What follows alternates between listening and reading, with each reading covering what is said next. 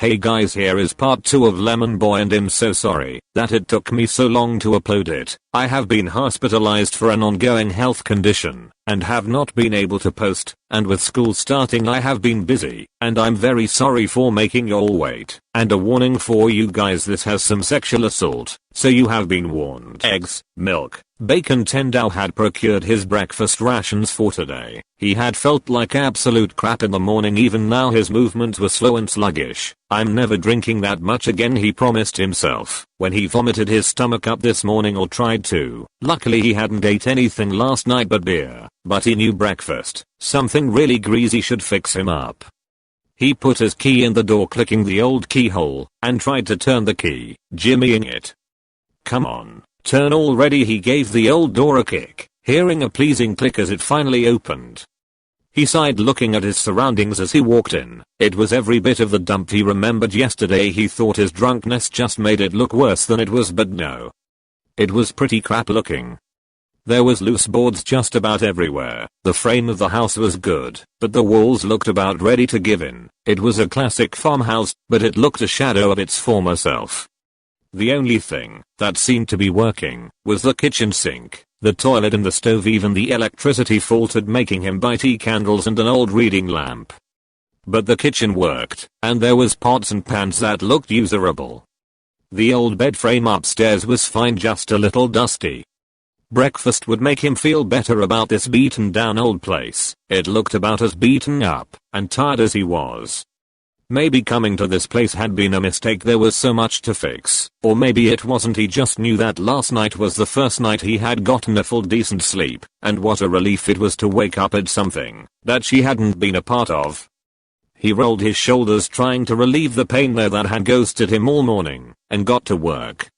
His hands moving in a familiar dance as he got the pan ready. Cracked some eggs, whisking them, toasted some wholemeal bread, and put the bacon on to crisp. The sound of frying eggs and the smell of bacon made him relax a little, and this whole idea of moving out to the middle of nowhere seemed a little less crazy. At least this felt normal. But in the back of his mind something was bothering him, like really bothering him. Last night he remembered sitting out in the old orchard. He remembered drinking. He knew he had met someone out there, but he couldn't remember what came next. Then he'd woken up tucked in bed. He knew he couldn't have made it all the way home with how drunk he had been, but he just couldn't put his finger on what happened. Like there was a giant gaping hole where his memory should be. No matter how long he pondered on it. But the smell of burning quickly brought him out of his senses. Shit. The bacon. He rushed to say whatever was left. Tendao looked mournfully at the bacon, crispy as a cracker. He closed his eyes, wondering what was wrong with him. Ever since he got here he had been awfully forgetful. He had nearly walked out of the grocery store earlier without his car keys. If the cashier hadn't been nice enough to stop him, he would have had one long ass walk home. Get a grip, Tendao, he muttered. Well, the bacon couldn't be saved, but at least he could cook himself a side of pancakes. It was smart stopping by for some flour. He had scored himself the last bag. He went to his grocery bag on the counter, picking up the bag of flour and opening it, when a sound stopped him in his tracks. Ding. If he wasn't mistaken, that was the doorbell, which he thought was above working. Someone was all the way out here? In the middle of nowhere. Flour bag still in his hands, he went to go open the door. Ding dong. Yup, I'm coming. He was guessing it was a neighbor. That was the only reasonable thought. He latched his hand on the rusting doorknob, gently twisting it as he was afraid it would come right off, making a mental note to replace it as soon as possible. Yeah, how can I help you? He stopped. The wooden door had swung open to reveal a very particular character. First of all, he looked kind of like a tweaker. In the sunlight his skin looked pale, his eyes sunken in, and his cheeks were plump. His dull olive eyes just made him look all the more sickly. Tendao was just about to close the door when he noticed what the boy was holding. Lemon keel pie, and from the dish he was holding it in, it looked homemade.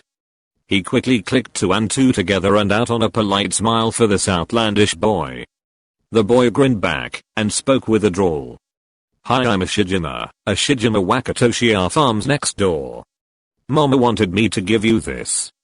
It would have seemed like a normal introduction, but Tendao was weary because there was something familiar to that voice and Ushijima seemed to be looking at him like they'd already met. Tendao crushed his suspicions further down and put his hand out to shake. I'm in Tendao Satori, I just moved here yesterday. Please come on in, I will get you a coffee or tea. He said, trying to remember his manners. The last thing he wanted was to create enemies already. From what his old uncle used to say, people talk in small towns. He led the stranger into his house, directing them towards a counter. The entire time he couldn't shake a weird sensation that he knew this guy. His memory wasn't that great, but it was more instinctual, like his body knew this person. He was still lost in thought, staring ahead, clutching the bag of flour on his person, when a firm hand suddenly grabbed his ass. His eyes widened, and he jumped, yelping in shock. That's a nice ass you got on, yeah Tendao. Looks tasty enough to bite into. Tendao blinked in disbelief. Did he hear that correctly? Excuse me? He croaked, his voice going funny at the turn of events. A warm mouth pressed to his earlobes and those words of this stranger seemed to make something twist in his gut like a knife. I said you got a fine ass, boy. He made his words more poignant by squeezing Tendao's ass, making him hiss. Oh fuck, what the hell? He turned around, smacking the guy's hand off his ass and covering it with one hand. As he glared accusingly. Okay, what the heck?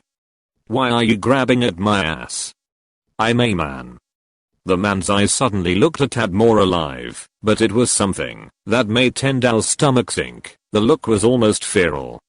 Why, you got something against gays? Tendao felt backed into a corner. Whoever this guy was, he was dangerous. The tension in the air was thick enough to be cut with a butter knife, and suddenly the neighborly friendliness melted like cotton candy.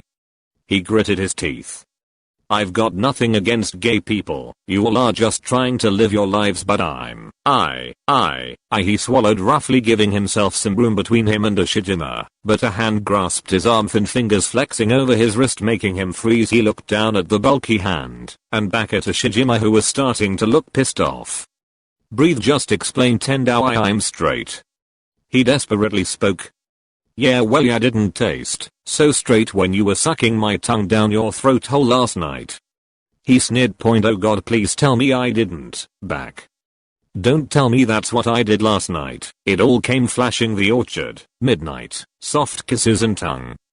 His throat felt constricted and tightened. He dropped his bag of flour, it hitting the flooring, exploding and going everywhere on contact, but it was long forgotten. The silence that dragged on didn't help. He could see his own breath swirling in the cold morning air and hear the other man's breathing, caressing his face with his breath. Things were suddenly undeniably quiet, the rough texture of their fingers on him, digging into his arm, half stroking, half squeezing it. I was drunk, I didn't. He was real close. Was he this close to him before? Close enough Tendao could see the lines on his face and count the eyelashes on his lid, and that made him really nervous suddenly. We can always try it when you're sober, pretty boy.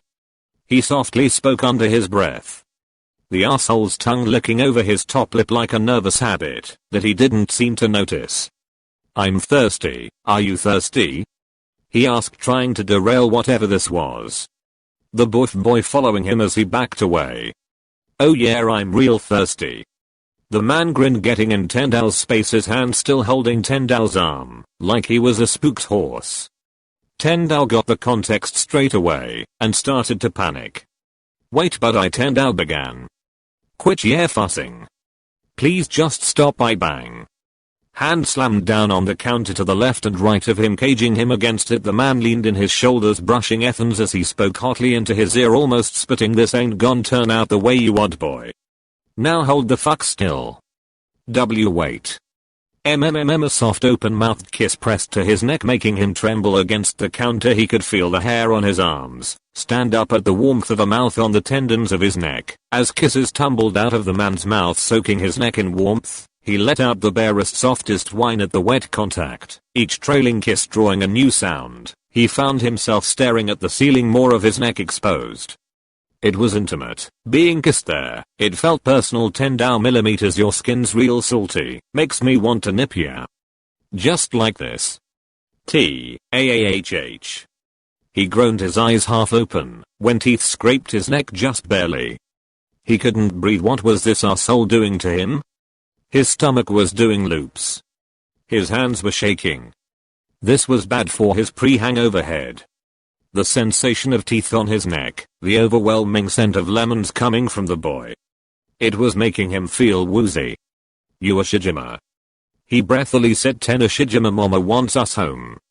A voice called as a short-haired woman walked into the kitchen. Tendao went to turn to look at Ushijima, but he was already off Tendao and leaning against a counter, like he did nothing wrong. The spot where he kissed still tingling, he resisted the urge to put his hand there, as though she could see it. "Oh, sorry for the intrusion, just getting my airheaded brother." Tendao took in her appearance. She was an attractive woman, her short hair framing her face nicely, and she had a look in her eye that was friendly and warm, far from her brother. He found himself smiling a real smile at her little jibe. She offered her hand to shake. "I'm Zo. My brother and our family live just over on the next farm. You should pop in for a chat sometime. I'd stick around more, but I gotta get back home, plenty of chores to do." She had this friendly vibe that just relaxed him. He took her hand in a firm grasp and shook it, glad for some normal human contact. "I'm Tendao. I might take you up on that offer. It's nice to meet you." His lips dipping into a sincere smile. But it faltered slightly when he saw the look Ushijima was giving him. The boy was looking to be sulking, his arms crossed and his lip pouting, but when their eyes met he gave him a smirk, mouthing something that made his blood run cold. "Youre. Mine. Boy." The cherry on the cake was when this gross-looking man started making jerking motions with his hands. That made Tendao red in the face. Long after they left, he found himself sitting on the kitchen floor. From the look in that asshole's eyes, he wasn't going to let this go. How did he fuck up already? He's only been here for 2 days and he's already went around kissing boys. Especially kissing one that seemed like a crackhead psychopath and smelled like lemon key pie. "Oh, I'm fucking boned." Tendao moaned, his head falling into his hands. Today was just getting better and better, and it was only 8:30 a.m. in the morning.